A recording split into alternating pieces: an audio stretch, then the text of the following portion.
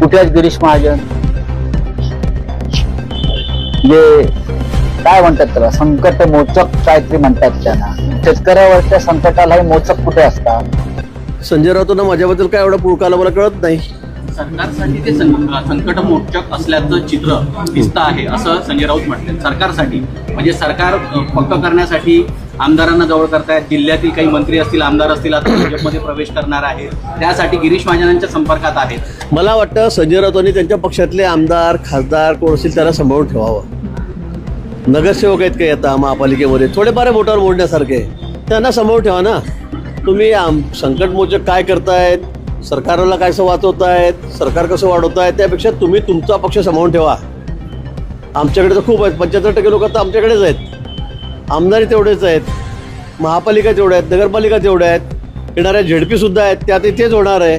मला असं वाटतं की आता आपण झेडपी आपल्या कशा येतील, आपले आमदार आपल्या जो कसे राहतील, खासदार कसे टिकून राहतील, विशेष करून याकडे त्यांनी लक्ष द्यावं.